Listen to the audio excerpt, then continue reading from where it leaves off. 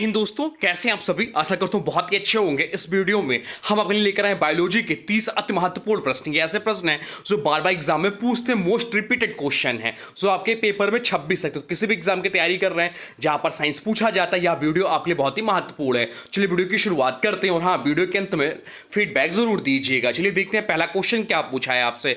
पहला क्वेश्चन पूछा, मनुष्यों में पुनः स्थापित होने वाले दांतों की संख्या कितनी है।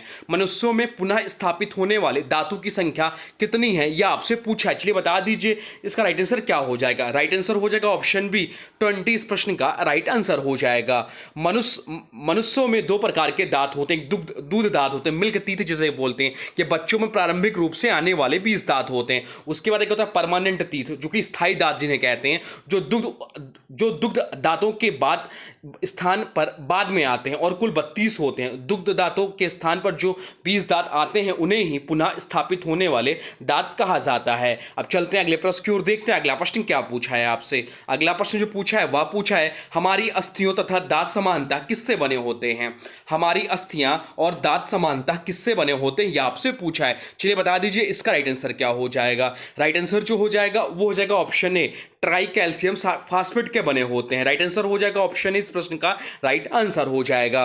हमारी हड्डियां और दांत जो है मुख्यतः ट्राई कैल्शियम फास्फेट से बने होते हैं। इसमें कैल्शियम और फास्फेट आयन होता है जो कठोरता प्रदान करता है। ये एक अकार्बनिक खनिज पदार्थ है और हड्डियों के संरचनात्मक ढांचे के लिए आवश्यक होता है। चलते हैं अगले प्रश्न की ओर, देखते हैं अगला प्रश्न क्या पूछा है आपसे। अगला प्रश्न पूछा, स्तनधारियों में सबसे बड़ा ग्रंथि कौन सी है। स्तनधारियों में सबसे बड़ी ग्रंथि कौन सी है, यह आपसे पूछा। चलिए बता दीजिए इसका राइट आंसर क्या हो जाएगा।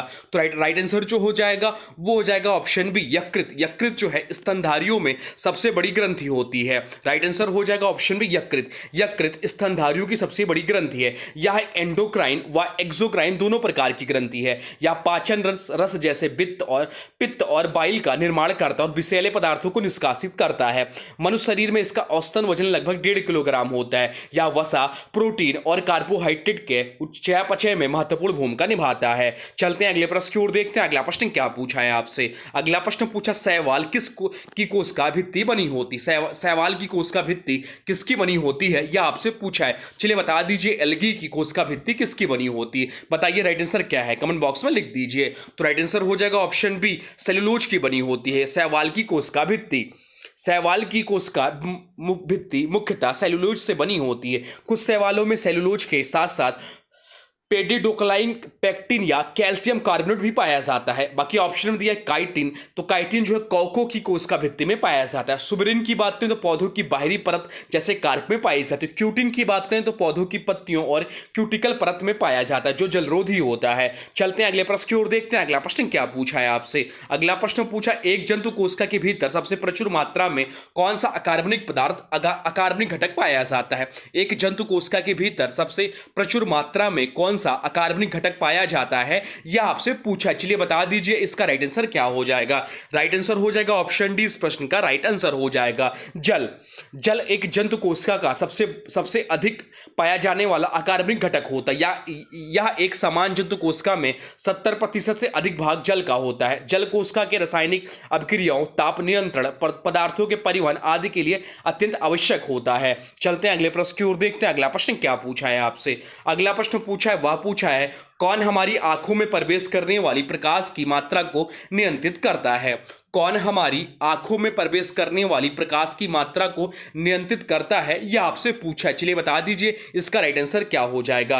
राइट आंसर हो जाएगा ऑप्शन सी, आइरिस। इस प्रश्न का राइट आंसर हो जाएगा। आइरिस आंख की रंगीन भाग होता है जो पुतली के आकार को सिकोड़कर या फैलाकर आंखों में आने वाली प्रकाश की मात्रा को नियंत्रित करता है। जब प्रकाश तेज होता है तो आइरिस पुतली को सिकोड़ देता है जिससे कम रोशनी भीतर जाती है। जब प्रकाश कम होता है तो आइरिस पुतली को बड़ा कर देता है ताकि अधिक रोशनी आंख में जा सके। रेटिना वह स्थान है जहां छवि बनती है और दृष्टिपटल जो दिया है, दृष्टिपटल शब्द का प्रयोग रेटिना के लिए भी किया जाता है, लेकिन यह प्रकाश को नियंत्रित नहीं करता। चलते हैं अगले प्रश्न की ओर, देखते हैं अगला प्रश्न क्या पूछा है आपसे। अगला प्रश्न पूछा, निम्नलिखित में से कौन सा रोग वायु के द्वारा फैलता है। निम्नलिखित में से कौन सा रोग जो है वायु के द्वारा फैलता है, यह आपसे पूछा। चलिए बता दीजिए इसका राइट आंसर क्या हो जाएगा। राइट आंसर जो हो जाएगा वो जाएगा ऑप्शन है फ्लेग। इस प्रश्न का राइट आंसर हो जाएगा।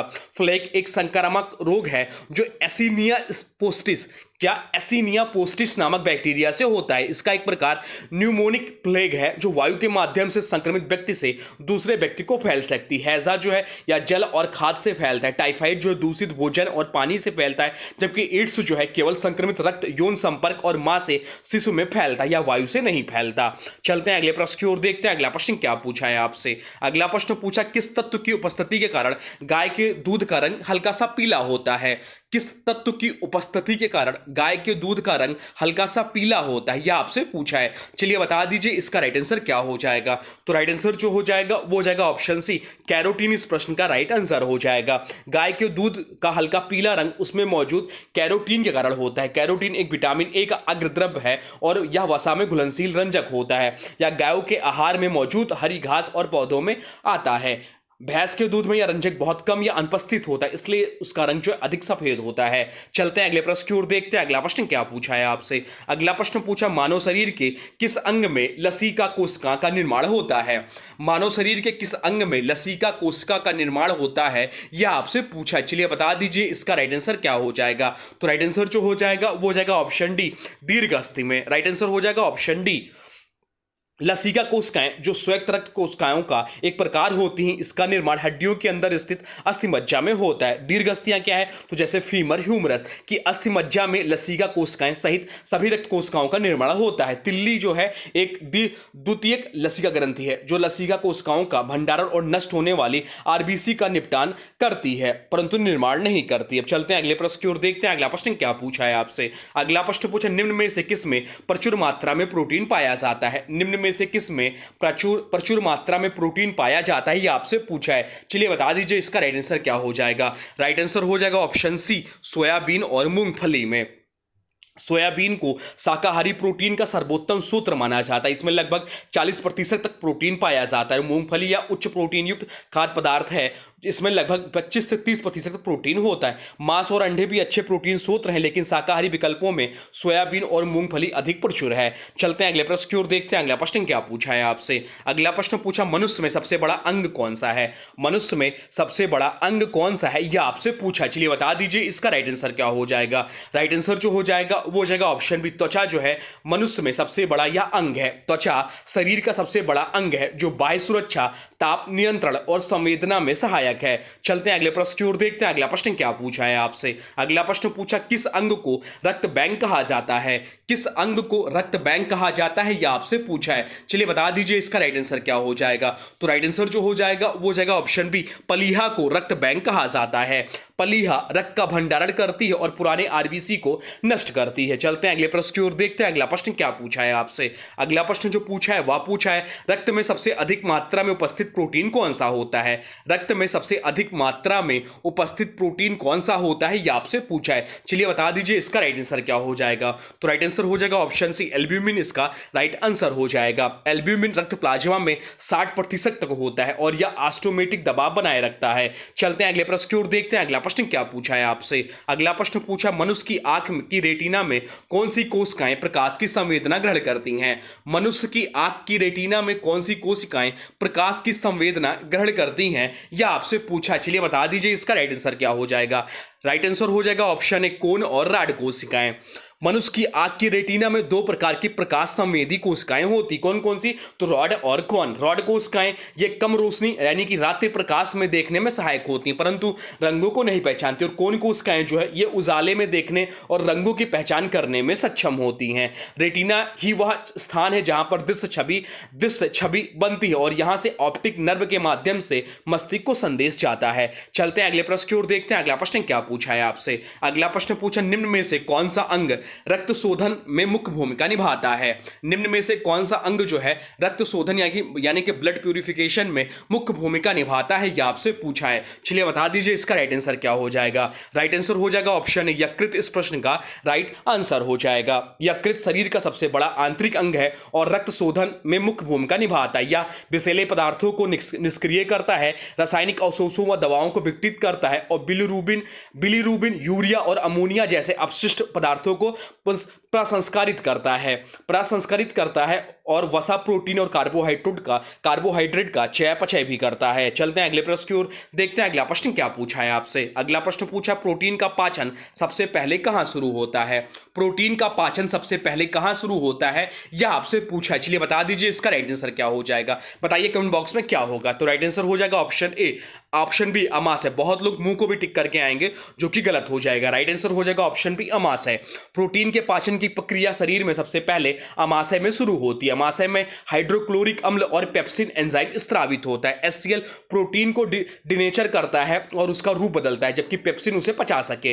पेप्सिन एक प्रोटीन विशेष एंजाइम है जो प्रोटीन को छोटे छोटे पेप्टाइड्स में तोड़ता है। चलते हैं अगले प्रश्न की ओर, देखते हैं अगला प्रश्न क्या पूछा है आपसे। अगला प्रश्न पूछा, एंजाइम किस प्रकार के अणु होते हैं? अभी हम लोग पढ़ भी रहे थे, एंजाइम किस प्रकार के अणु होते हैं। तो राइट आंसर हो जाएगा ऑप्शन बी, प्रोटीन होते हैं। एंजाइम जो होते हैं वह प्रोटीन होते हैं। एंजाइम जैसे जैविक उत्प्रेरक होते हैं जो शरीर में होने वाली रासायनिक क्रियाओं की गति को तेज करते हैं और ये मुख्यतः प्रोटीन के अणु होते हैं। चलते हैं अगले प्रश्न की ओर, देखते हैं अगला प्रश्न क्या पूछा है आपसे। अगला प्रश्न पूछा, कोलेस्ट्रॉल किस प्रकार का यौगिक है? कोलेस्ट्रॉल जो है किस प्रकार का यौगिक है, यह आपसे पूछा है। चलिए बता दीजिए इसका राइट आंसर क्या हो जाएगा। राइट आंसर हो जाएगा ऑप्शन सी, लिपिड है। लिपिड इसका राइट आंसर हो जाए। कोलेस्ट्रॉल एक प्रकार का लिपिड यानी कि वसा आधारित यौगिक है। विशेष रूप से यह एस्टेरॉयड श्रेणी का लिपिड है। यह शरीर की कोशिका झिल्ली का एक आवश्यक घटक है। कोलेस्ट्रॉल से ही एस्टेरॉयड हार्मोन, विटामिन डी और पित्त लवण बनते हैं। यह यकृत द्वारा निर्मित होता है और कुछ मात्रा में आहार से प्राप्त होता है। चलते हैं अब अगले प्रश्न की ओर, देखते हैं अगला प्रश्न क्या पूछा है आपसे। अगला प्रश्न पूछा, क्लोरोफिल किस तत्व के बिना नहीं बन सकता है? क्लोरोफिल जो है किस तत्व के बिना नहीं बन सकता, यह आपसे पूछा है। चलिए बता दीजिए इसका राइट आंसर क्या हो जाएगा। बढ़िया प्रश्न आपके आने वाले एग्जाम में पूछ सकता है। तो राइट आंसर हो जाएगा ऑप्शन सी, मैग्नीशियम। मैग्नीशियम इस प्रश्न का राइट आंसर हो जाएगा।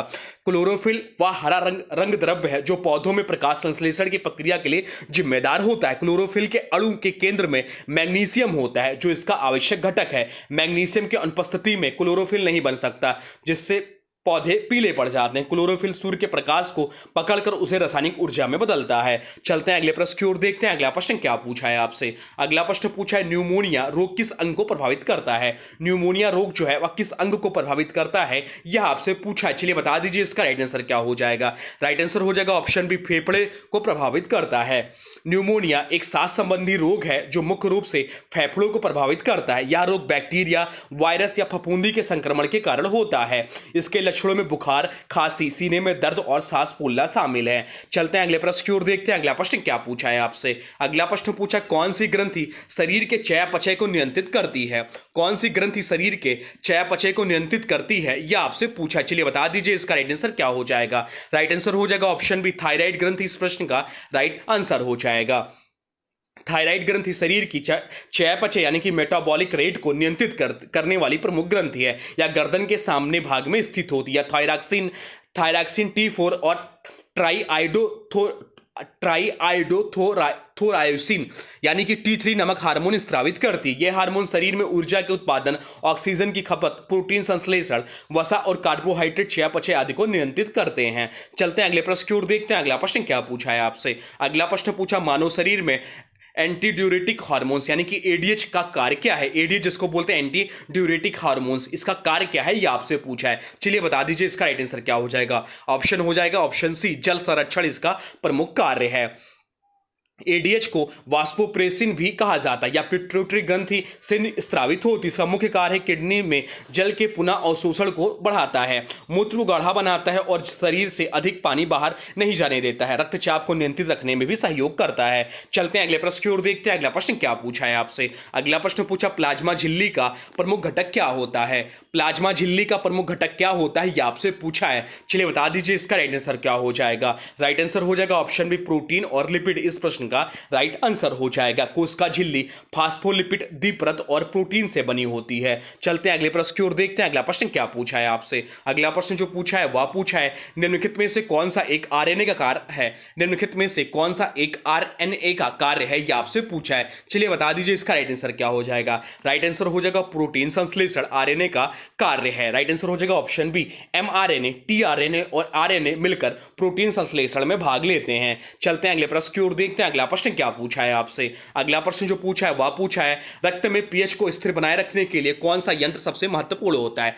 रक्त में पीएच को स्थिर बनाए रखने में कौन सा यंत्र सबसे महत्वपूर्ण होता है, यह आपसे पूछा है। चलिए बता दीजिए इसका राइट आंसर क्या हो जाएगा। राइट आंसर जो हो जाएगा इस प्रश्न का, राइट आंसर जो हो जाएगा इस प्रश्न का वो हो जाएगा ऑप्शन बी, बफर सिस्टम इस प्रश्न का राइट आंसर हो जाएगा। बफर बाइकार्बोनेट बफर सिस्टम रक्त का पीएच लगभग 7.4 पर बनाए रखता है। चलते हैं अगले प्रश्न की ओर, देखते हैं अगला प्रश्न क्या पूछा है आपसे। अगला प्रश्न पूछा मांसपेशियों को संकुचित करने वाला प्रोटीन कौन सा होता है। मांसपेशियों को संकुचित करने वाला प्रोटीन कौन सा होता है यह आपसे पूछा है। चलिए बता दीजिए इसका राइट आंसर क्या हो जाएगा। राइट आंसर हो जाएगा ऑप्शन बी, मायोसिन इस प्रश्न का राइट आंसर हो जाएगा। एक्टिन और मायोसिन प्रोटीन मांसपेशी संकुचन के लिए आवश्यक है। चलते हैं अगले प्रश्न की ओर, देखते हैं अगला प्रश्न क्या पूछा है आपसे। अगला प्रश्न पूछा है कोशिका का नियंत्रण केंद्र किसे कहा जाता है। कोशिका का नियंत्रण केंद्र किसे कहा जाता है यह आपसे पूछा है। चलिए बता दीजिए इसका राइट आंसर क्या हो जाएगा। राइट आंसर हो जाएगा ऑप्शन बी, न्यूक्लियस इस प्रश्न का राइट आंसर हो जाएगा। न्यूक्लियस में डीएनए होता है जो सभी क्रियाओं का नियंत्रण करता है। चलते हैं अगले प्रश्न की ओर, देखते हैं अगला प्रश्न क्या पूछा है आपसे। अगला प्रश्न पूछा आनुवांशिक लक्षणों का संचरण किसके द्वारा होता है। आनुवांशिक लक्षणों का संचरण किसके द्वारा होता है यह आपसे पूछा है। चलिए बता दीजिए इसका राइट आंसर क्या हो जाएगा। तो इसका जो राइट आंसर हो जाएगा वो जाएगा ऑप्शन सी, डीएनए इस प्रश्न का राइट आंसर हो जाएगा। डीएनए जिसका फुल फॉर्म होता है डीऑक्सीराइबो न्यूक्लिक एसिड, या अणु जो आनुवांशिक जानकारी को एक पीढ़ी से दूसरी पीढ़ी तक संचारित करता है। डीएनए कैसा करता है आनुवांशिक लक्षणों का संचरण, तो यह डीएनए के अंश को जीन कहा जाता है। प्रत्येक जीन किसी विशेष लक्षण के लिए जिम्मेदार होता है, जैसे बालों का रंग, आंखों का रंग, ऊंचाई आदि। या जानकारी कोश का विभाजन के समय संतान को ट्रांसफर होती है। चलते हैं अगले प्रश्न की ओर, देखते हैं अगला प्रश्न क्या पूछा है आपसे। अगला प्रश्न पूछा कौन सी कोशिकाएं रोगाणुओं से रक्षा करती है। कौन सी कोशिकाएं रोगाणुओं से रक्षा करती है यह आपसे पूछा है। चलिए बता दीजिए इसका राइट आंसर क्या हो जाएगा। राइट आंसर हो जाएगा ऑप्शन बी, WBC इस प्रश्न का राइट आंसर हो जाएगा। WBC व्हाइट ब्लड सेल्स जो है या जो है प्रतिरक्षा प्रणाली का हिस्सा होती है और ये रोगाणुओं जैसे बैक्टीरिया, वायरस, फफूंद आदि से रक्षा करती हैं। WBC एंटीबॉडी बनाती हैं जो रोगाणुओं को निष्क्रिय करती है। शरीर में जब संक्रमण होता है तो WBC की संख्या बढ़ जाती है। चलते हैं अगले प्रश्न की ओर, देखते हैं अगला प्रश्न क्या पूछा है आपसे। अगला प्रश्न पूछा अमीबा किस विधि से जनन करता है। अमीबा जो है किस विधि से जनन करता है यह आपसे पूछा है। चलिए बता दीजिए इसका राइट आंसर क्या हो जाएगा। तो राइट आंसर हो जाएगा ऑप्शन ए, द्विखंडन विधि से अमीबा जो है वह जनन करता है। तो ये रहे टॉप 30 बायोलॉजी के प्रश्न जो कि अत्यंत महत्वपूर्ण है आपके आने वाले एग्जाम के लिए। अब आज के वीडियो से प्रश्न है, इसका राइट आंसर आप लोग को कमेंट बॉक्स में बताना है। आज के वीडियो से प्रश्न है किस तत्व की उपस्थिति के कारण गाय के दूध का रंग हल्का सा पीला होता है। यह आपसे पूछा है। क्या पूछा है, किस तत्व की उपस्थिति के कारण गाय के दूध का रंग हल्का पीला होता है। इसका जो भी राइट आंसर होगा कमेंट बॉक्स में जरूर बताइएगा और वीडियो कैसा लगा इसके बारे में भी जरूर बताइए। कोई सुझाव तो अभी कमेंट बॉक्स में लिख दीजिए। और हाँ देखिए, अभी तक आपने वीडियो को लाइक नहीं किया तो प्लीज वीडियो को लाइक कर दीजिए, चैनल पे नए चैनल को सब्सक्राइब भी कर लीजिए, वीडियो को किसी स्टडी ग्रुप में शेयर कर दीजिए। तो चलिए मिलते हैं नए वीडियो में, तब तक के लिए thanks for watching railway exam target. For more update please subscribe railway exam target channel को। जय हिंद।